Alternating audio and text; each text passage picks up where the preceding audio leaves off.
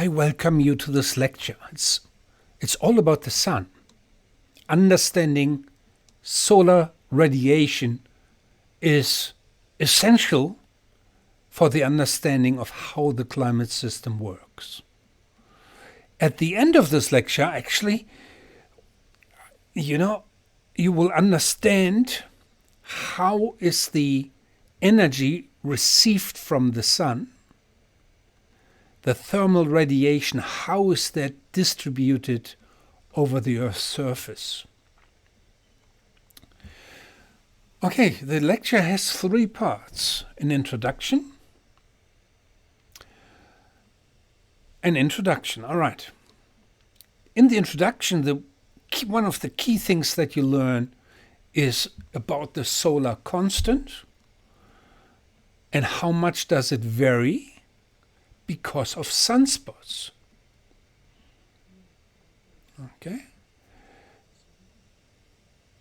We'll talk about what's the difference between solar irradiance and insolation. And I also want to just quickly throw in the Maunder minimum in the discussion of sunspots. You might have heard about that, but anyway, so we'll briefly talk about that. So, and then we talk about, in part B, the day-night sunlight cycle and seasons. Understanding why do you get seasons and why do you get, day-night sunlight cycle. Well, you know that there is a day-night sunlight cycle, but it varies, depends on where you are on Earth. So in part B, you learn the very first principles, why the distance to the sun matters and why the slope angle of a surface relative to the sun, why that matters. Okay, and then we talk about effects of the Earth rotation, effects of the tilt of the Earth axis, and I show you some maps that sort of summarizes what we learn here. And the final map is the daily average insolation as a function of day of the year and latitude. And what we mean by insolation here is the amount of heat flux received per square meter at the top of the atmosphere. Okay, so how much of the energy transmitted by the sun actually ends up at the top of the atmosphere. Okay? Part C just provides you with an estimate of the global average of insolation at the top of the atmosphere. If you calculate an average globally, how much do you get? And that's a very useful reference for the discussion in future lectures. Okay, let's get started. Let's get started with the introduction. All right, some background information on the sun. The radius of the sun is 700,000 kilometers. It's 100 times the Earth radius. Okay? The Earth's sun distance is 100 million kilometers, and the temperature at the surface of the sun is 6,000 Kelvin, and at the center it's 15 million Kelvin. Okay, and that energy is created by nuclear fusion. In terms of composition by mass, the sun contains 75% hydrogen and 25% helium. The expected lifetime of the sun is 12 billion years.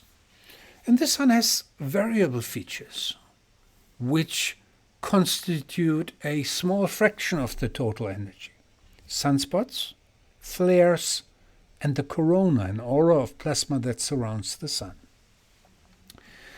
So let's talk about what we mean by the solar constant. Here we go, the solar constant. What we do is we ignore that the Earth rotates, that the Earth axis is tilted and all that stuff. So all we do, we place a plane perpendicular to the Sun at the mean Earth-Sun distance. And this is shown here in this sketch. We have a plane, and we're just looking at a 1 square meter unit area. And then the question is, how much energy goes through this plane? And this is what we call the solar constant. And it turns out that the solar constant is 1,367 watts per square meter. Okay, so if you had a plane, something which does not rotate and what just sits there, this would be your source of energy. Okay, a thermal energy flux. All right. However, this constant is actually not strictly a constant because it varies a little bit. And there are two major reasons for this. One reason is that the Earth-Sun distance varies. Okay, it varies over a year by plus minus 1.75%.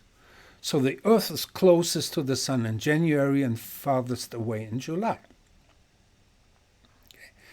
The second reason is the solar constant varies by 0.1% over the 11-year solar cycle. It's to do with sunspots. Okay, and we talk about sunspots on the next slides. Okay, but some years there are more sunspots than in other years. Okay. Also, the solar constant actually increases as the Sun ages. So it will increase by 30% in 5 billion years. So the Sun will get brighter over time. So just that we understand what we're talking about, if I say solar irradiance, that's actually the thermal radiation emitted by the Sun. If we talk about insolation, insolation is the amount of solar irradiance reaching a surface. And it's very important to distinguish these two terms, because only in the case of this little sketch that I have here, only in this case is solar irradiance is the same as the insolation. And you will learn that later on, because you will see. Okay, so but now the starting point is we know the solar energy flux at the mean Earth-Sun distance. This is what we call the solar constant. That's already the key of the first part of this lecture, but I want to talk about sunspots a bit. Okay? Sunspots are phenomena on the sun's photosphere that appear as temporary spots that are darker than surrounding areas. And this is one example here. Let me activate the mouse. This is one example here. So these are the sunspots. Okay. But if you have a close look, actually sunspots actually have an area around them which is brighter. Which is brighter than the average surface. Okay, and that's it's a little detail which is important for the understanding that why you have a brighter sun on average if there's more sunspots. Anyway, there are regions of reduced surface temperature. Sunspots appear with active regions of higher temperatures. Okay, their number varies according to the approximately 11-year solar magnetic cycle associated with the natural waxing and waning of solar activity. Has only little influence on the solar constant, 0.1% or 1.3 watts per square meter. It's a very small percentage. Okay? So overall, the solar radiance increases when there are more sunspots. Okay, by 0.1%. Okay, if you search for sunspots and climate change, there's often reference to the so-called Maunder minimum. Okay, and we're talking about the Little Ice Age in northwestern Europe. Okay, let's just do that step by step. Okay, just let's have a look at the reconstructed number of sunspots over the past 400 years, and this is shown above my head up here. From 1600, and you can see that the sunspot numbers vary, and so at maximum you get something like 300. Okay, but there was a time where there were only few, almost no sunspot, known as the Maunder minimum, between 1650 and 700. If you now look at temperature observations, and we're talking about temperature, estimated temperature variations, okay, in central England, okay, in central England, and this one is now a time series, okay, it starts from 1000 to the year 2000, okay, and reconstructed time series, and from central England, and we had a medieval warm period and a Little Ice Age in central England. Just look at this blue curve. I will talk about the other curves in a minute. Okay, and this low temperature, and what's the temperature change? This is a temperature anomaly. It's something like 1 degree colder. Okay, it's actually not a big, it's not a big deal. Okay, but anyway, that's what we call the Little Ice Age. And it happened around the same time, and there are references to that one is actually related to the other. And in fact, there are also studies that confirm that there are some links.